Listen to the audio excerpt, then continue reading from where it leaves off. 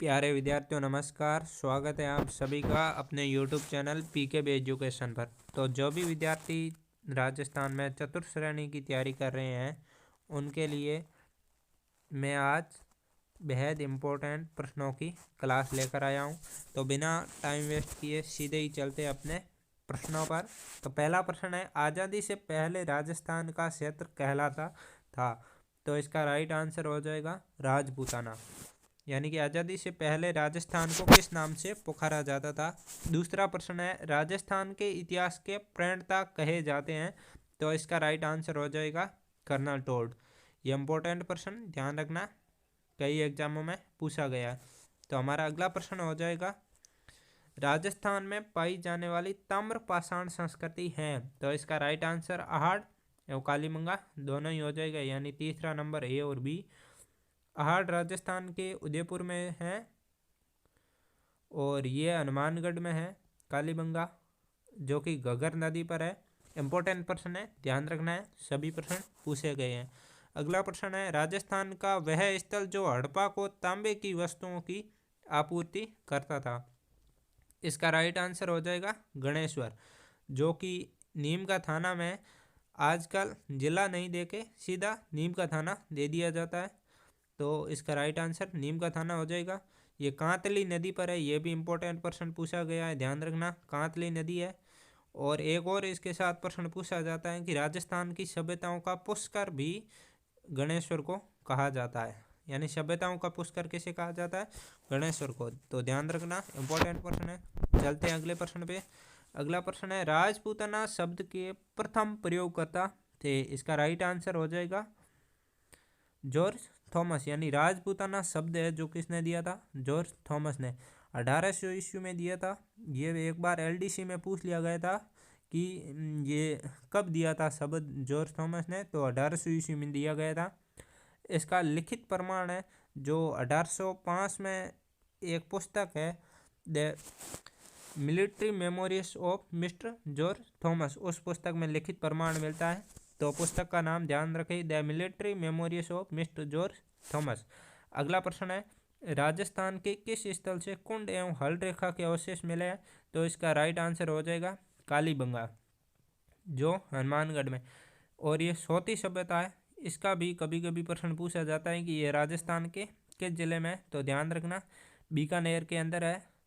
और एक बार second grade में यह प्रश्न पूछा था कि सोती सभ्यता है जिसके निम्नलिखित में से कौन से स्थल है जो नहीं है, ऐसे असत्य असत्य करके दे दिया था, सत्य असत्य करके।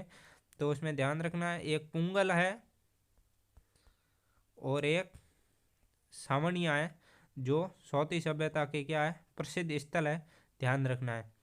और सोती सभ्यता इसकी खोज की थी अमलानंद घोष ने। ये ध्यान रखना, इंपॉर्टेंट प्रश्न है जो भी मैं बता रहा हूँ। अमलानंद घोष ने इसकी खोज की थी। तो चलते हैं अगले प्रश्न पे। हमारा अगला प्रश्न है कि राजस्थान से प्राप्त अशोक का भाबरू बेराट लघु शिलालेख संबोधित है तो पुरोहितों को। ये एक बार वन रक्षक में पूछ लिया गया था। इंपॉर्टेंट प्रश्न है, ध्यान रखना, नया है पर इंपॉर्टेंट है।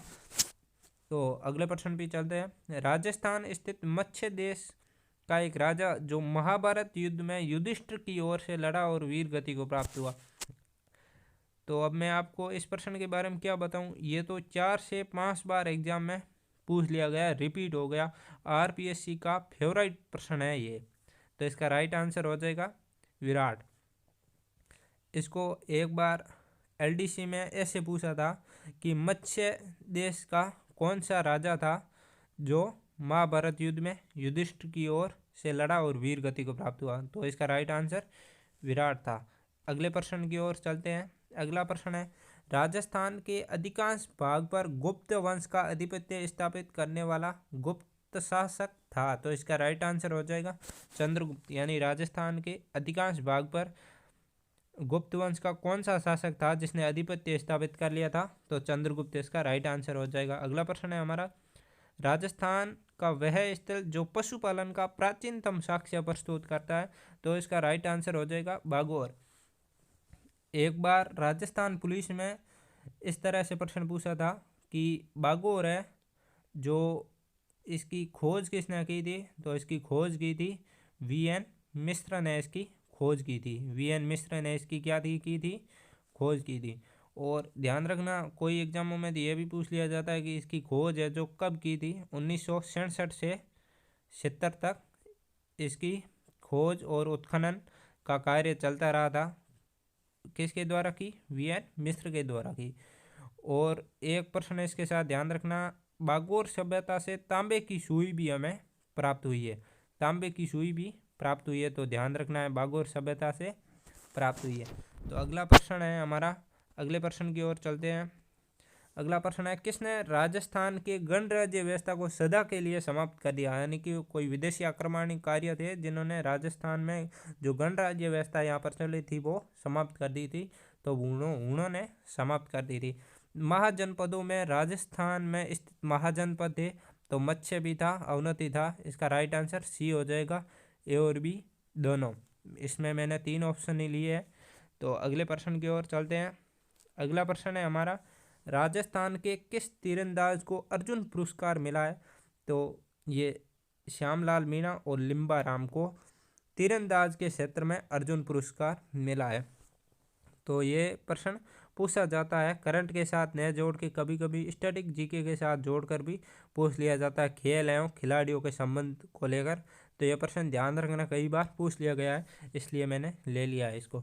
अगला प्रश्न है, राजस्थान में खेल जगत का सर्वोच्च सम्मान दिया जाता है। तो इसका राइट आंसर हो जाएगा राजस्थान खेल रत्न अवार्ड। अगले प्रश्न की ओर चलते हैं। अगला प्रश्न है हमारा, राजस्थान में लिम्बा राम प्रसिद्ध है, यानी लिम्बा राम का संबंध किस खेल से है, तो वह हो जाएगा तीरंदाजी से।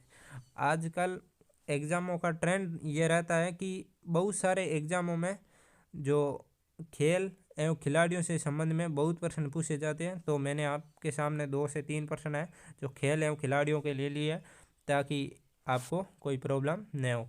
अगला प्रश्न है, मास्को ओलंपिक 1980 ईस्वी में राजस्थान की ओर से भारतीय महिला हॉकी टीम का प्रतिनिधित्व किया था। तो इसमें सुनीता पुरी ने और वर्मा सोनी ने किया था। इसका राइट आंसर सी हो जाएगा। तो ये प्रश्न है जो इम्पोर्टेंट है, इसलिए यानी पहली बार किया है किसी ने, तो मैंने उठा लिया है। तो ये प्रश्न पूछ लिया गया है, अभी पूछा है 2019-20 में बहुत सारे एग्जामों में, तो ये वापस रिपीट हो सकता है, इसलिए मैंने लिया है। आपको पुराना ऐसे ही दिख रहा है, परंतु ये पहली बार हुआ था, इसलिए इसे पूछ लिया जाता है। अगला प्रश्न है हमारा, मेजर राज्यवर्धन सिंह राठौड़ का संबंध किस खेल से है। तो निशानेबाजी से हो जाएगा। ये खेल एवं खिलाड़ियों से आजकल इतने प्रश्न पूछे जा रहे हैं जिसकी कोई सीमा नहीं है। तो आपको ध्यान रखना है कि निशानेबाजी का संबंध है जो राज्यवर्धन सिंह राठौड़ का संबंध निशानेबाजी से। घोट के पी जाना एकदम छपेगा 100% चतुर श्रेणी में यह प्रश्न छपेगा, छप चुका है और भी छपेगा। वह नदी जो कभी राजस्थान की मरुभूमि में प्रवाहशील थी बाद में सूख गई, तो इसका नाम दृश्ववती और सरस्वती, यानी ए और बी दोनों हो जाएगा। और ये जो सरस्वती है, ये एक एग्जाम में पूछा था कि घग्गर नदी है, इसे वेदों में क्या कहा गया, तो सरस्वती के नाम से इसे जाना जाता है। ध्यान रखना है आपको, ये इसे मरत नदी भी कहते हैं। और ये जो सरस्वती नदी है जो राजस्थान से प्रवेश करती हुई पाकिस्तान में भी जाती है, तो इसे पाकिस्तान में हखरा के नाम से जाना जाता है। तो अगले प्रश्न की ओर ध्यान चलते हैं, देखते हैं अगला प्रश्न, राजस्थान के किस क्षेत्र में कभी मत्स्य देश है। राजस्थान किस क्षेत्र में कभी मत्स्य देश के राजा विराट की राजधानी विराटनगर थी। तो ये मतलब आपको बताना है कि राजस्थान के कौन सा क्षेत्र था जहाँ विराटनगर राजधानी थी। तो जयपुर के दक्षिणी भाग में विराटनगर राजधानी थी। जो जयपुर का दक्षिणतम भाग है वहाँ पर विराटनगर राजधानी थी और मत्स्य देश का केंद्र मूल था वो वहाँ था। अगला प्रश्न है, राजस्थान में मिलने वाले पाक हड़पाई स्थल है, यानी पाक हड़पाई स्थल कौन कौन से राजस्थान में, तो इसका राइट आंसर सी हो जाएगा, यानी शौती भी और कालीबंगा भी है।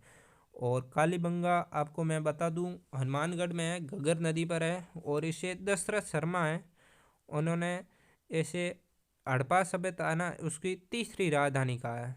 हड़प्पा सभ्यता की तीसरी राजधानी कहा है। ये इंपॉर्टेंट प्रश्न है, पूछा जाता है। अगला प्रश्न है कि इसकी खोज है जो किसने व कब की? तो इसकी खोज अमलानंद घोष ने की और कब की है? 1952 में की। इसके साथ एक और प्रश्न पूछा जाता है, वो यह है कि इसका उत्खनन कार्य है जो किन्होंने किया था? दो लोगों ने मिलकर किया था, एक तो था बीबी लाल और एक बीके थापर। और कब किया था? 1961-62 में इसका उत्खनन किया था। अगला प्रश्न एक और पूछा जाता है कि जो कंकाल है ना, कंकाल की खोपड़ी है जिसमें सछिद्र है, वो भी यहीं से कालीबंगा से ही मिले हैं। और जुते हुए खेत के साक्ष्य भी कहाँ से मिले हैं? कालीबंगा से मिले हैं। जिसमें एक एग्जाम में तो ये भी पूछ लिया गया था कि जुते हुए खेत के साक्ष्य कालीबंगा से मिले हैं, जिसमें किन दो फसलों का वर्णन ज़्यादा हुआ है? तो वो दो फसल हैं गेहूँ और जौ। गेहूँ और जौ ध्यान रखना है आपको कि जो है यहीं से मिला है। और एक अगला प्रश्न है आहड़ है ना, आहड़, इसके खोज को लेकर भी प्रश्न पूछा जाता है कि आहड़ की खोज किसने की थी? तो रतन चंद्र अग्रवाल ने की थी, 1953 में की थी। और उत्खनन के लिए जो सबसे पहला नाम आता है वो अक्षय कीर्ति व्यास का आता है। ध्यान रखना सर्वप्रथम उत्खनन किसने किया? तो अक्षय कीर्ति व्यास का नाम मिलेगा। SD सांकलिया का भी नाम हालांकि ऑप्शन में दिया होगा, परंतु आपको अक्षय कीर्ति व्यास करके आना है। दोनों ने खोज की थी, परंतु सर्वप्रथम अक्षय कीर्ति व्यास ने की थी। और जो ताम्रवती नगरी के नाम से है वो भी आपको पता ही होगा, आड़ को कहते हैं। और एक इसके साथ और है प्रश्न, यूनानी मुद्रा है अपोलो, उसका चित्र है जो कहाँ से मिला है? ये ध्यान रखना कई बार रिपीट हुआ है। यूनानी मुद्रा है अपोलो का चित्र। अपोलो का चित्र कहाँ से मिला है? तो वो आर्ट से मिला है। तो आज के लिए इतना ही। इम्पोर्टेंट क्वेश्चंस हर दिन मैं आपके लिए लेकर आऊँगा, तो आपको ये प्रश्न ध्यान रखना है। अच्छे प्रश्न हैं, एग्जामों में पूछे जाते हैं। तो मिलते हैं अगले वीडियो में। Thank you.